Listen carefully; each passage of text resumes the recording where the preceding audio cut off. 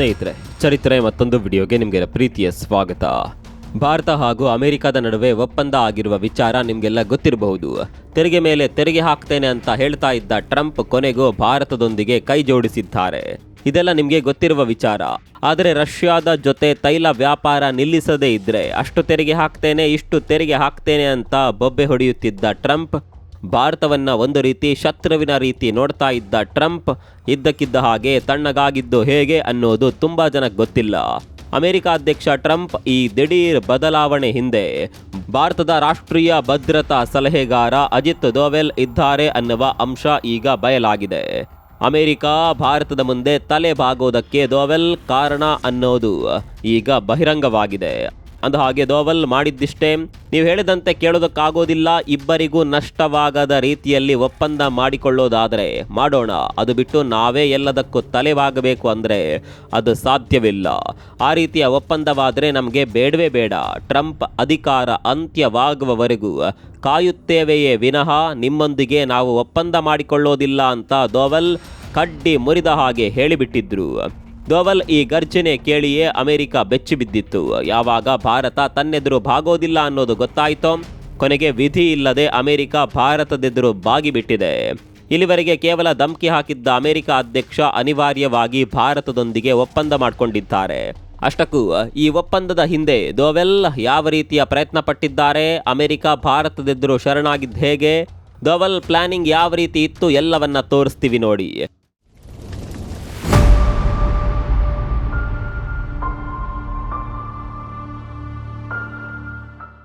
ಭಾರತ ಹಾಗೂ ಅಮೆರಿಕದ ನಡುವೆ ಒಪ್ಪಂದ ಆಗೋದಕ್ಕೆ ಸಾಧ್ಯವೇ ಇಲ್ಲ ಅನ್ನುವ ವಾತಾವರಣ ನಿರ್ಮಾಣವಾಗಿತ್ತು.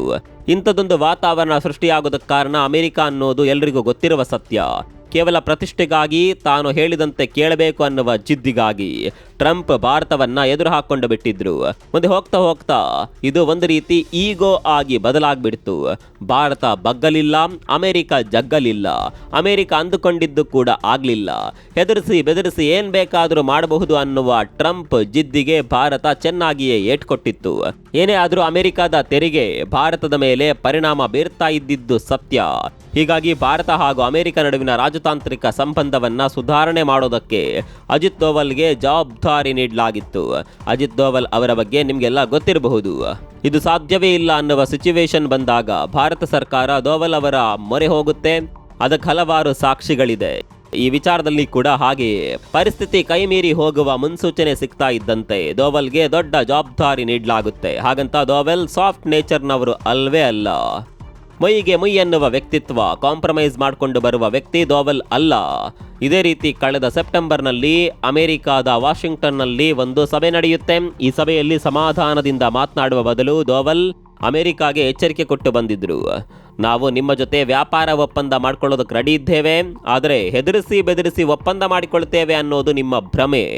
ಒಪ್ಪಂದ ಮಾಡ್ಕೊಳ್ಬೇಕು ಅನ್ನುವ ಆಸೆ ನಮಗೂ ಇದೆ, ಆದರೆ ನಾವು ನಿಮ್ಮ ಮುಂದೆ ಬಗ್ಗೋದಿಲ್ಲ.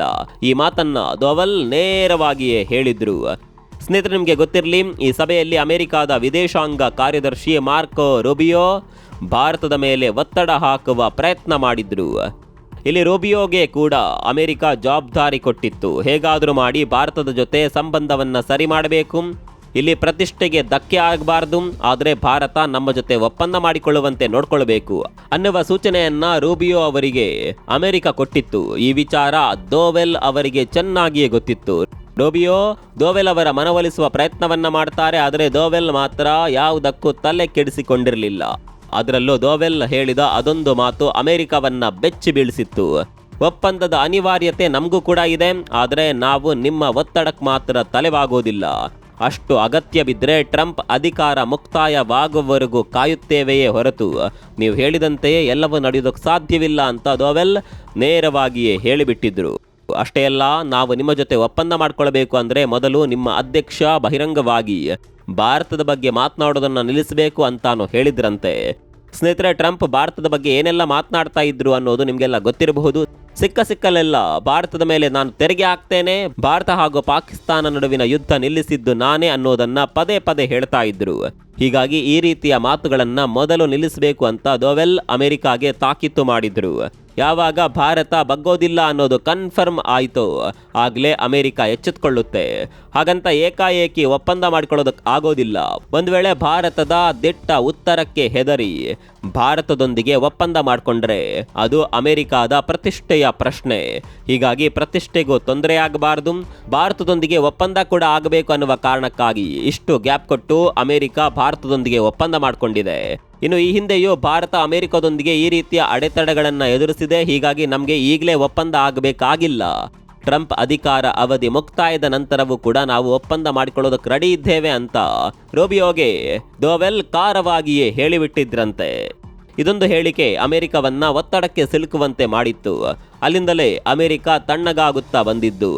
ಇದಕ್ಕೆ ಸಾಕ್ಷಿ ಅನ್ನುವ ಹಾಗೆ ಭಾರತದಲ್ಲಿ ನೇಮಕಗೊಂಡಿದ್ದ ಅಮೆರಿಕದ ರಾಯಭಾರಿ ಸೆರ್ಗಿಯೋ ಭಾರತ ಹಾಗೂ ಅಮೆರಿಕ ನಡುವಿನ ಸಂಬಂಧ ಎಷ್ಟೇ ಕೆಟ್ಟಿದ್ರು ಇದು ಸ್ನೇಹಿತರ ನಡುವಿನ ಸಂಘರ್ಷ ಅಷ್ಟೇ, ನಾವು ಹೋಗ್ತಾ ಹೋಗ್ತಾ ಸರಿ ಆಗ್ತೇವೆ ಅನ್ನೋದನ್ನ ಪರೋಕ್ಷವಾಗಿ ಹೇಳಿದ್ರು. ಇಷ್ಟೆಲ್ಲ ಆಗುವಾಗ ನಮ್ಮ ವಿದೇಶಾಂಗ ಸಚಿವ ಜೈಶಂಕರ್ ಕೂಡ ಅಮೆರಿಕಾಗೆ ಭೇಟಿ ಕೊಟ್ಟು ಮಾತುಕತೆ ನಡೆಸಿ ಬಂದಿದ್ರಂತೆ. ಇದೆಲ್ಲದರ ಪರಿಣಾಮವೇ ಭಾರತ ಹಾಗೂ ಅಮೆರಿಕ ನಡುವಿನ ವ್ಯಾಪಾರ ಒಪ್ಪಂದ. ಈ ಒಪ್ಪಂದದ ಬಗ್ಗೆ ಟ್ರಂಪ್ ಯಾವ ರೀತಿ ಟ್ವೀಟ್ ಮಾಡಿದ್ರು ಅನ್ನೋದು ನಿಮಗೆ ಗೊತ್ತಿರಬಹುದು. ಈ ಬಗ್ಗೆ ಸೋಷಿಯಲ್ ಮೀಡಿಯಾದಲ್ಲಿ ಬರೆದುಕೊಂಡಿದ್ದ ಟ್ರಂಪ್ ಎರಡೂ ದೇಶಗಳು ಭಾರತೀಯ ರಫ್ತಿನ ಮೇಲಿನ ಸುಂಕವನ್ನು 18% ಇಳಿಸುವ ಒಪ್ಪಂದಕ್ಕೆ ಬಂದಿವೆ ಅಂತ ಘೋಷಣೆ ಮಾಡಿದ್ರು. ಅಮೆರಿಕ ಇಷ್ಟು ಮಾಡಿದ್ರೆ ಭಾರತ ಕೂಡ ಪ್ರತಿಯಾಗಿ ಏನಾದರೂ ಮಾಡಬೇಕಲ್ಲ. ಇಲ್ಲಿ ಸುಮ್ಮನೆ ಅಮೆರಿಕ ಒಪ್ಪಂದಕ್ಕೆ ಬಂದಿಲ್ಲ. ಈ ಒಪ್ಪಂದ ಮಾಡಿಕೊಳ್ಳದೇ ಇದ್ರೆ ಅಮೆರಿಕಾಗೆ ಕೂಡ ನಷ್ಟವಾಗ್ತಾ ಇತ್ತು. ಹೀಗಾಗಿ ಭಾರತ ಕೂಡ ಅಮೆರಿಕದ ವಸ್ತುಗಳ ಮೇಲೆ ಹಾಕಿದ್ದ ಹೆಚ್ಚುವರಿ ಸುಂಕವನ್ನ ಕಡಿಮೆ ಮಾಡಿ ಘೋಷಣೆ ಮಾಡುತ್ತೆ. ಅಷ್ಟೇ ಅಲ್ಲ, ಇಂಧನ ಮೂಲವನ್ನ ಬದಲಾಯಿಸಲು ಒಪ್ಕೊಂಡಿದೆ ಅಂತ ಟ್ರಂಪ್ ಹೇಳಿದ್ದಾರೆ. ಈ ಮಾಹಿತಿ ಎಷ್ಟರ ಮಟ್ಟಿಗೆ ಅಧಿಕೃತವೋ ಗೊತ್ತಿಲ್ಲ. ಟ್ರಂಪ್ ಹೇಳುವ ಪ್ರಕಾರ ಈ ಒಪ್ಪಂದದ ನಂತರ ಭಾರತ ರಷ್ಯಾದಿಂದ ತೈಲ ಖರೀದಿ ಮಾಡೋದನ್ನ ನಿಲ್ಲಿಸುತ್ತೆ. ಆದರೆ ಇಲ್ಲಿ ಭಾರತ ರಷ್ಯಾದಿಂದ ತೈಲ ಖರೀದಿ ಮಾಡೋದನ್ನ ಸಂಪೂರ್ಣವಾಗಿ ನಿಲ್ಲಿಸೋದಕ್ಕೆ ಸಾಧ್ಯವೇ ಇಲ್ಲ ಅನ್ನುವ ಮಾತುಗಳು ಕೇಳಿ ಬರ್ತಾ ಇದೆ. ಒಂದು ವೇಳೆ ಭಾರತ ರಷ್ಯಾದಿಂದ ತೈಲ ಖರೀದಿ ಮಾಡೋದನ್ನ ನಿಲ್ಲಿಸಿಬಿಟ್ರೆ ಭಾರತಕ್ಕೆ ದೊಡ್ಡ ಪ್ರಮಾಣದ ನಷ್ಟ ಕೂಡ ಆಗುತ್ತೆ. ಹೀಗಾಗಿ ಭಾರತ ಈ ವಿಚಾರದಲ್ಲಿ ಯಾವ ರೀತಿ ಮುನ್ನಡೆಯುತ್ತೆ ಅನ್ನೋದೇ ಕುತೂಹಲ. ಭಾರತಕ್ಕೆ ಅಮೆರಿಕ ಬೇಡವೇ ಬೇಡ ಅಂತ ಹೇಳೋದಕ್ಕೆ ಸಾಧ್ಯವೇ ಇಲ್ಲ. ಅಮೆರಿಕ ನಮ್ಮಿಂದ ದೂರವಾದಷ್ಟು ನಮಗೆ ತೊಂದರೆ ಹೆಚ್ಚೇ. ಹೀಗಾಗಿ ಭಾರತ ಕೂಡ ಹೆಚ್ಚು ಹಠಕ್ಕೆ ಬೀಳದೆ ಸದ್ಯ ಅಮೆರಿಕದ ಜೊತೆ ಒಪ್ಪಂದ ಮಾಡಿಕೊಂಡಿದೆ. ಹಾಗಂತೆ ಇಲ್ಲಿ ಭಾರತ ತನ್ನತನವನ್ನ ಕೂಡ ಬಿಟ್ಕೊಟ್ಟಿಲ್ಲ. ಅಳೆದು ತೂಗಿ ಒಪ್ಪಂದಕ್ಕೆ ಸಹಿ ಹಾಕಿದೆ. ಸರಿಯಪ್ಪ, ಈಗ ಅಮೆರಿಕದ ಜೊತೆ ಒಪ್ಪಂದ ಆಗಿದೆ, ಇನ್ಮುಂದೆ ರಷ್ಯಾ ಭಾರತದಿಂದ ದೂರವಾಗುತ್ತಾ ಅಂತ ನೀವು ಕೇಳಬಹುದು. ಖಂಡಿತವಾಗಿಯೂ ದೂರವಾಗೋದಿಲ್ಲ. ರಷ್ಯಾವಂತೂ ಇದಕ್ಕೆಲ್ಲ ಕೇರ್ ಮಾಡುವ ದೇಶವೇ ಅಲ್ಲ. ರಷ್ಯಾ ಹಾಗೂ ಭಾರತದ ನಡುವಿನ ಸಂಬಂಧ ಎಂದಿಗೂ ಅಮರವಾಗಿರುತ್ತೆ. ಎಂತಹ ಶಕ್ತಿಗಳು ಬಂದರೂ ಇದನ್ನ ಮುರಿಯೋದಕ್ಕೆ ಸಾಧ್ಯವಿಲ್ಲ. ಭಾರತ ಹಾಗೂ ರಷ್ಯಾ ಜಾಗತಿಕ ಮಟ್ಟದಲ್ಲಿ ಯಾವತ್ತೂ ಸ್ನೇಹಿತರಾಗಿಯೇ ಇರ್ತಾರೆ. ಜಗತ್ನಲ್ಲಿ ಭಾರತ ಕಣ್ಣು ಮುಚ್ಚಿ ನಂಬುವ ದೇಶ ಇದ್ದರೆ ಅದು ರಷ್ಯಾ ಮಾತ್ರ. ಹೀಗಾಗಿ ಭಾರತ ರಷ್ಯಾವನ್ನಂತೂ ಬಿಟ್ಕೊಡೋದಕ್ಕೆ ಸಾಧ್ಯವಿಲ್ಲ.